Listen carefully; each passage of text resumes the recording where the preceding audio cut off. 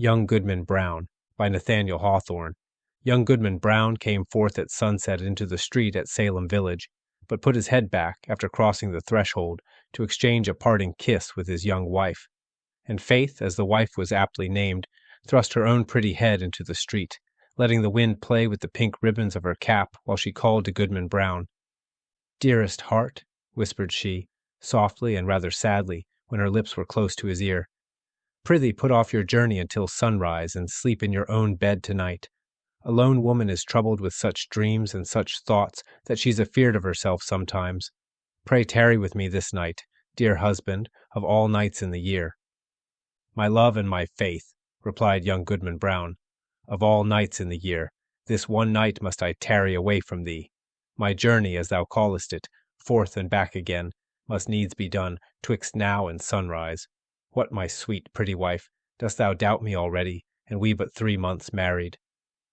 "Then God bless you," said Faith with the pink ribbons, "and may you find all well when you come back."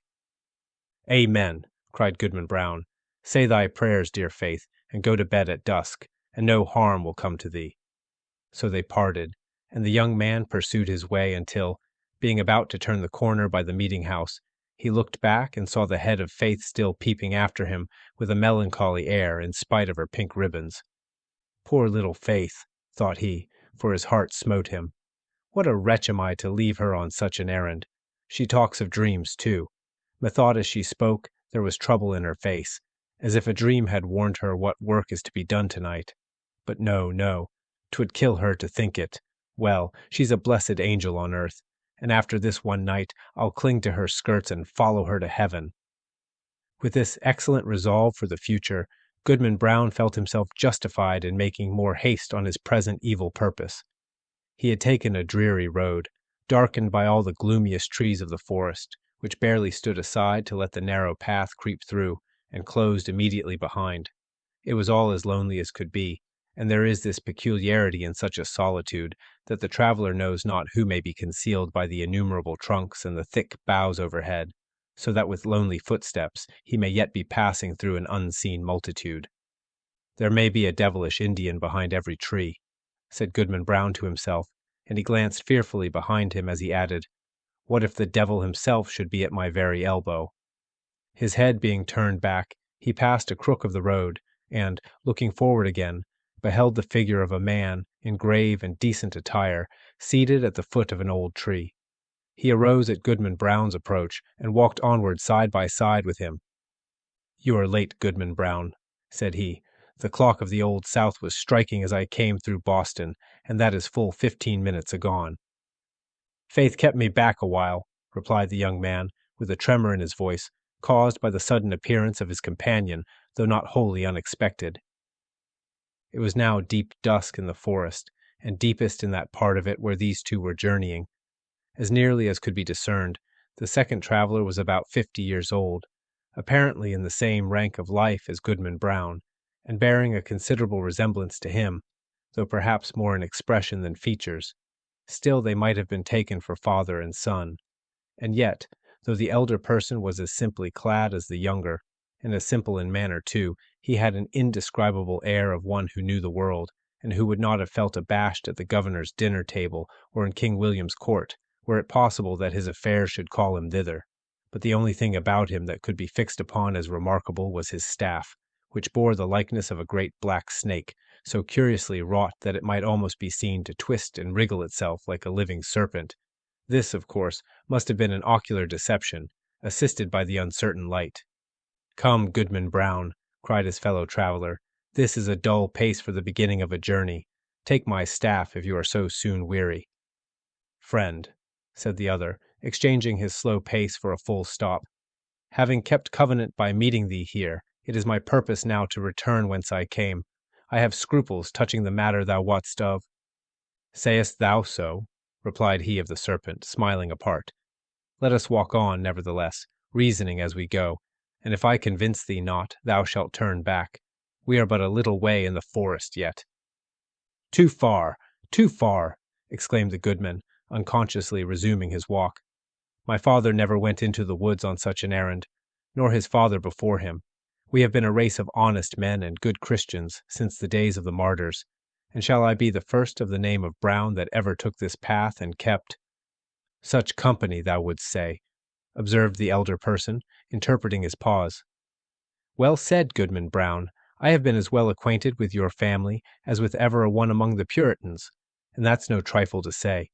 I helped your grandfather, the constable, when he lashed the Quaker woman so smartly through the streets of Salem, and it was I that brought your father a pitch-pine knot, kindled at my own hearth, to set fire to an Indian village in King Philip's War. They were my good friends, both, and many a pleasant walk have we had along this path, and returned merrily after midnight. I would fain be friends with you for their sake. If it be as thou sayest, replied Goodman Brown, I marvel they never spoke of these matters, or verily I marvel not, seeing that the least rumor of the sort would have driven them from New England. We are a people of prayer, and good works to boot, and abide no such wickedness. Wickedness or not, said the traveler with the twisted staff, I have a very general acquaintance here in New England. The deacons of many a church have drunk the communion wine with me. The selectmen of divers towns make me their chairman, and a majority of the great and general court are firm supporters of my interest. The governor and I, too, but these are state secrets. Can this be so?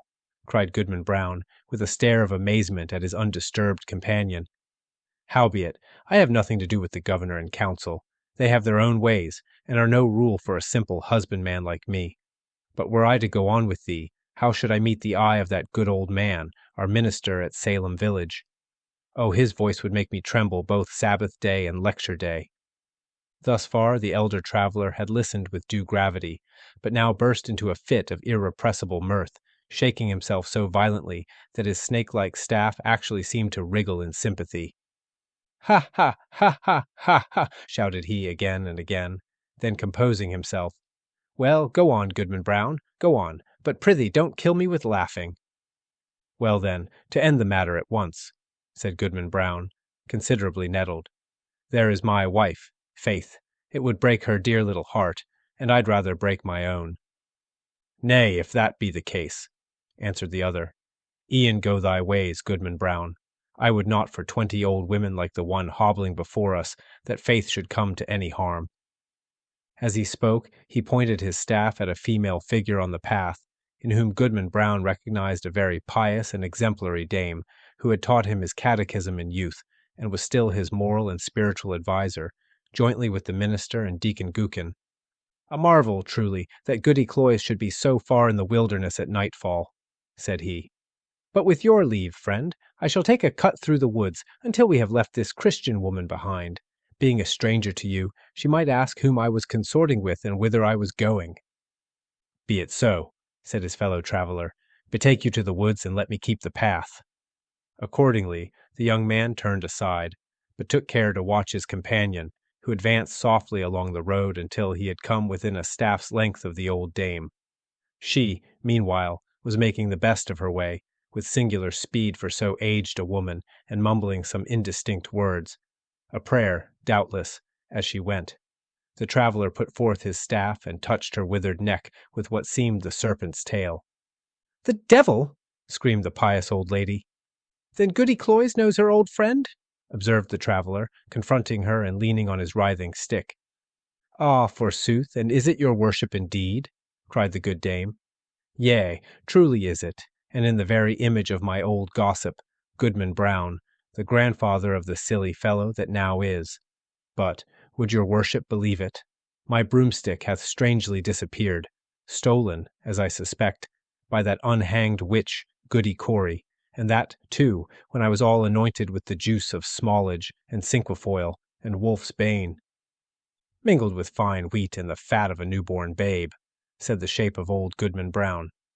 Ah, your worship knows the recipe, cried the old lady, cackling aloud.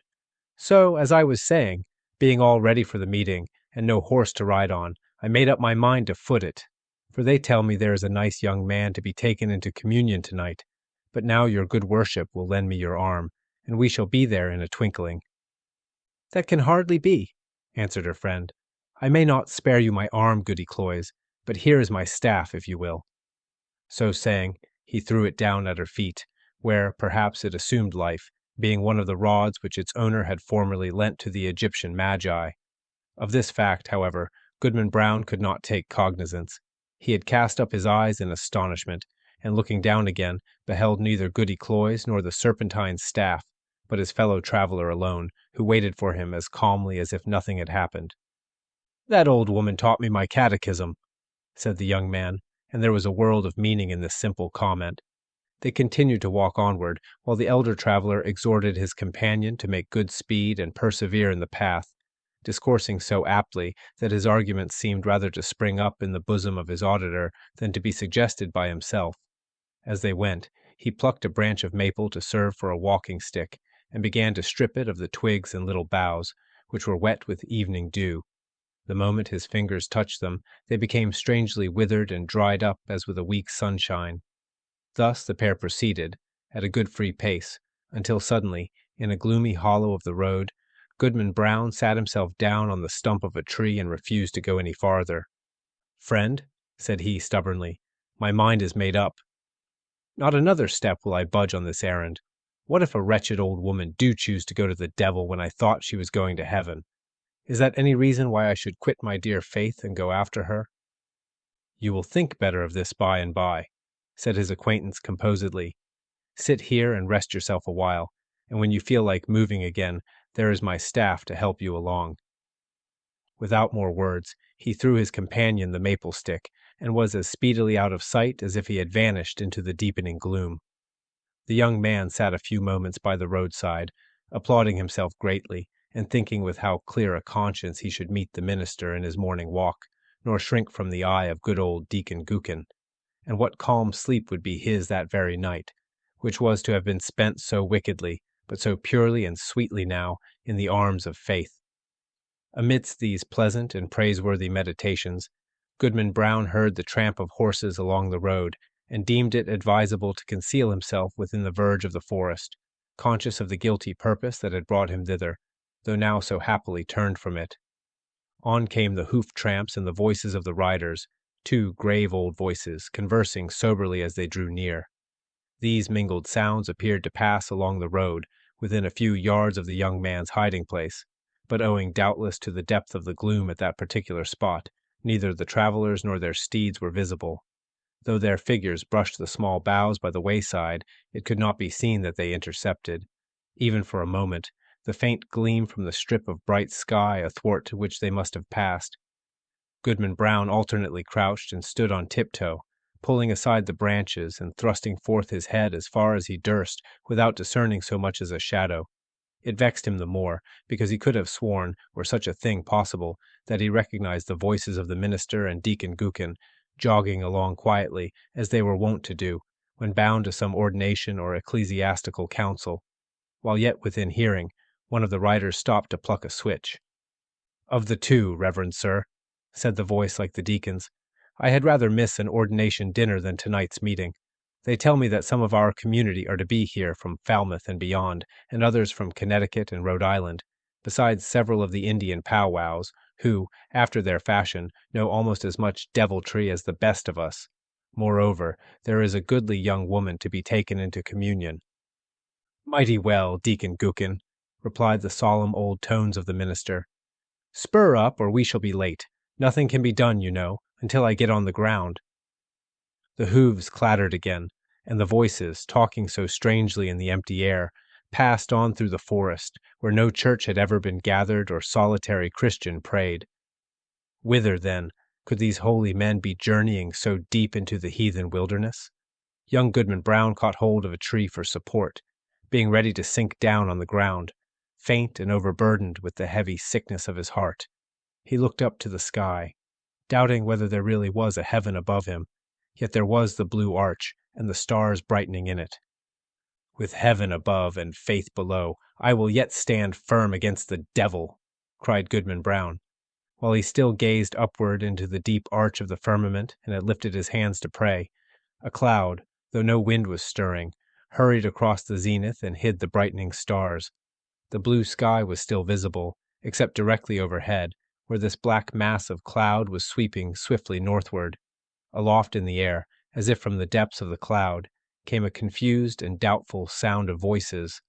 Once the listener fancied that he could distinguish the accents of townspeople of his own, men and women, both pious and ungodly, many of whom he had met at the communion table and had seen others rioting at the tavern.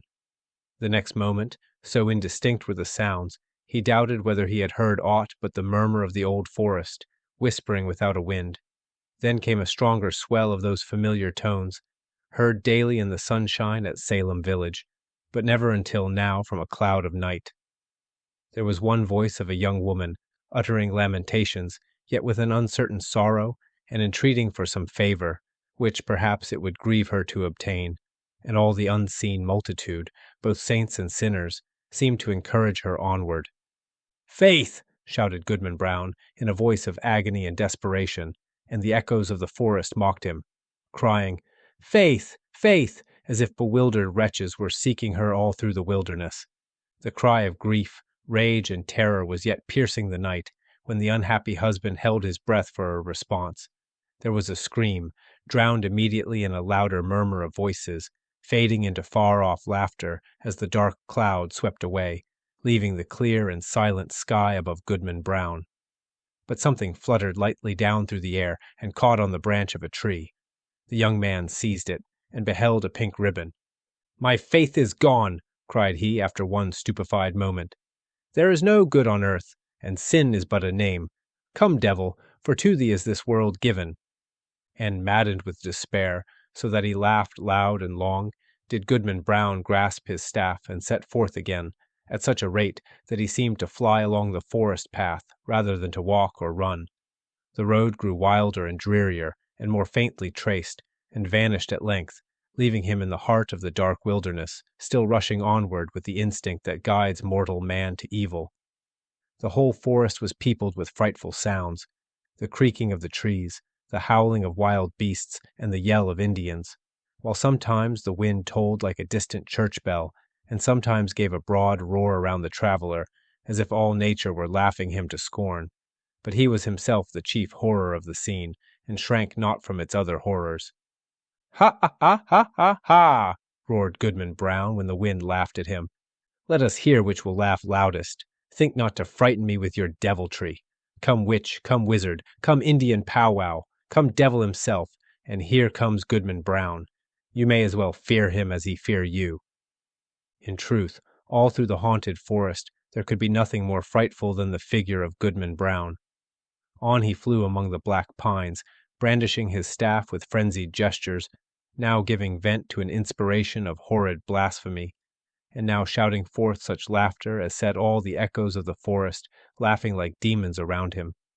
The fiend in his own shape is less hideous than when he rages in the breast of man.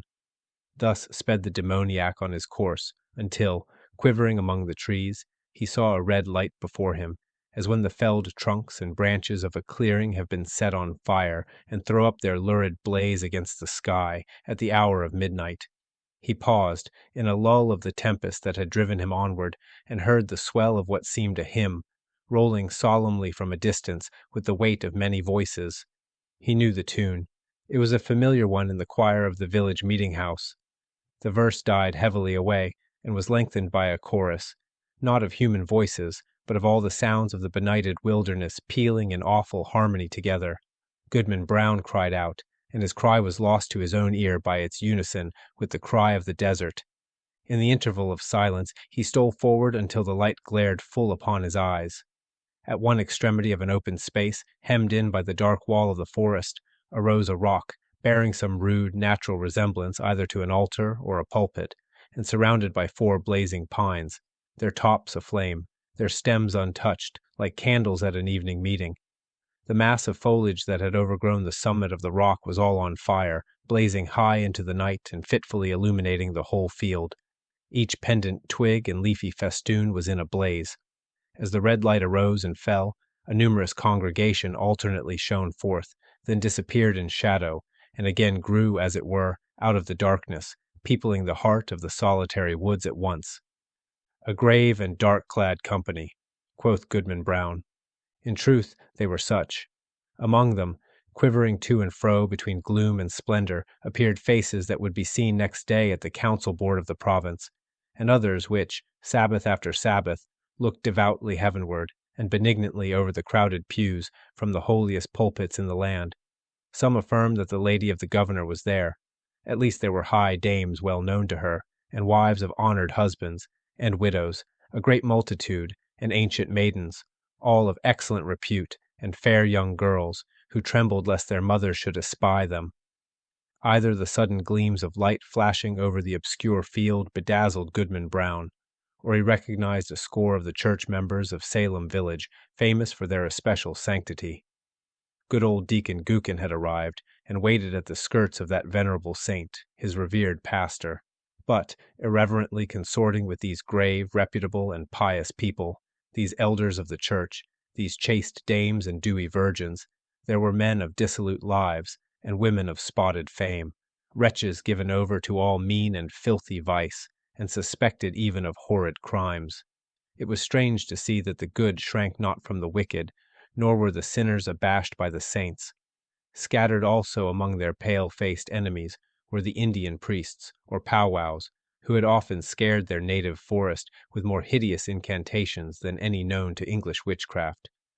"But where is faith?" thought Goodman Brown, and, as hope came into his heart, he trembled.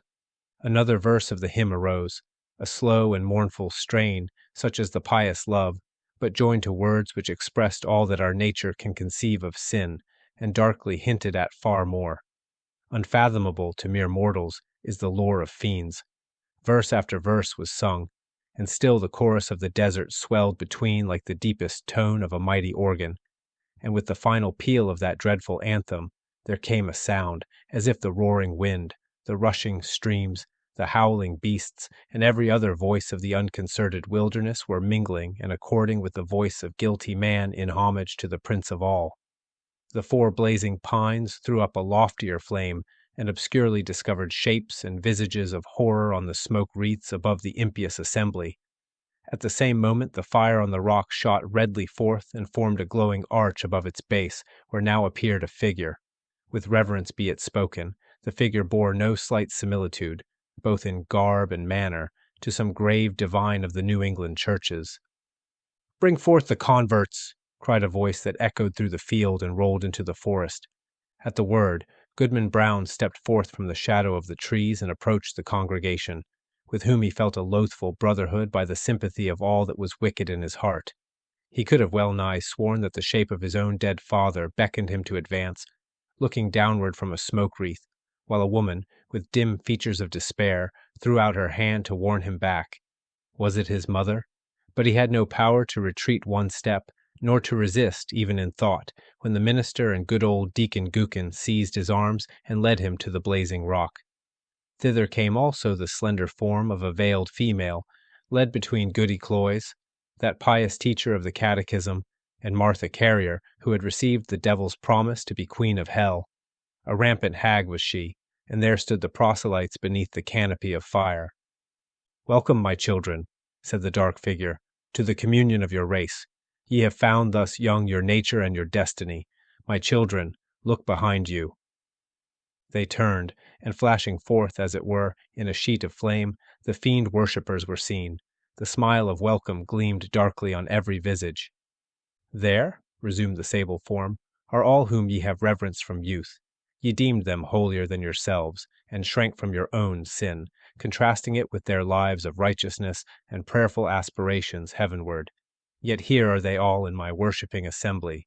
This night it shall be granted you to know their secret deeds.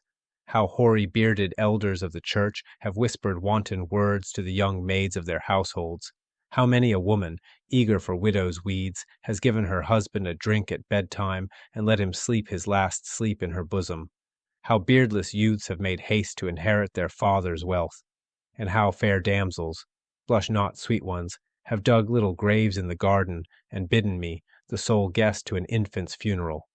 By the sympathy of your human hearts, for sin ye shall scent out all the places, whether in church, bed-chamber, street, field, or forest, where crime has been committed, and shall exult to behold the whole earth one stain of guilt, one mighty blood spot.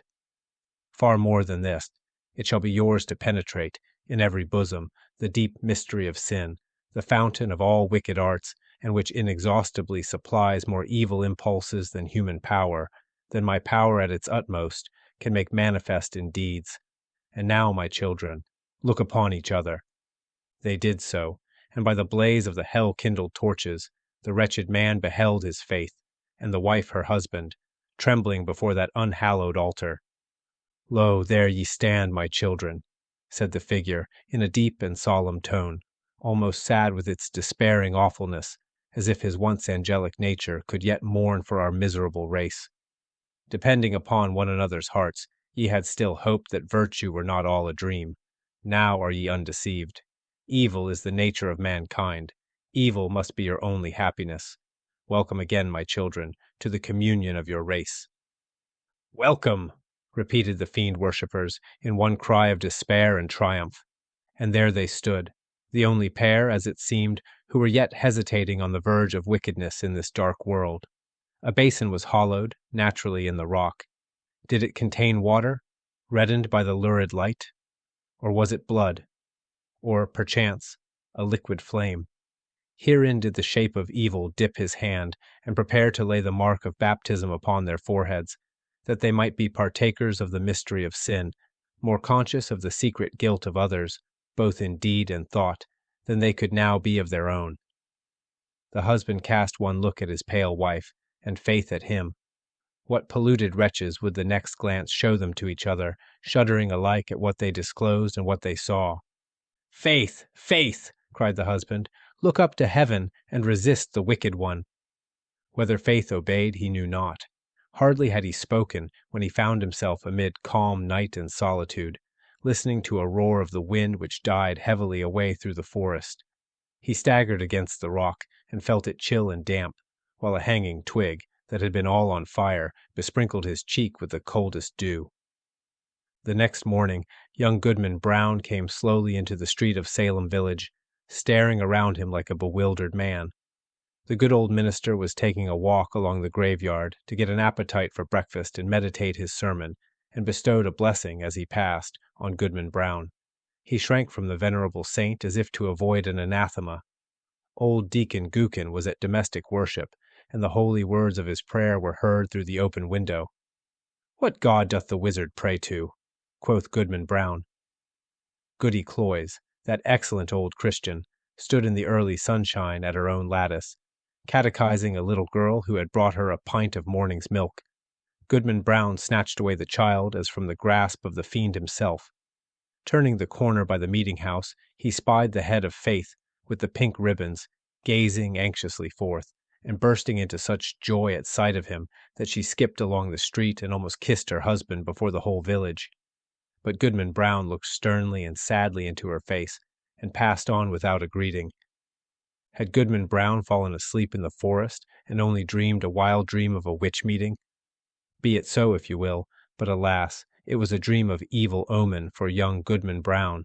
A stern, a sad, a darkly meditative, a distrustful, if not a desperate man did he become from the night of that fearful dream.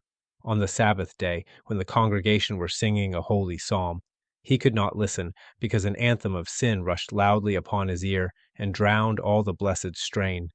When the minister spoke from the pulpit with power and fervid eloquence, and, with his hand on the open Bible, of the sacred truths of our religion, and of saint-like lives and triumphant deaths, and of future bliss or misery unutterable, then did Goodman Brown turn pale, dreading lest the roof should thunder down upon the gray blasphemer and his hearers. Often, waking suddenly at midnight, he shrank from the bosom of Faith, and at morning or eventide, when the family knelt down at prayer, he scowled and muttered to himself, and gazed sternly at his wife, and turned away. And when he had lived long, and was borne to his grave a hoary corpse, followed by Faith, an aged woman, and children and grandchildren, a goodly procession, besides neighbors not a few, they carved no hopeful verse upon his tombstone, for his dying hour was gloom,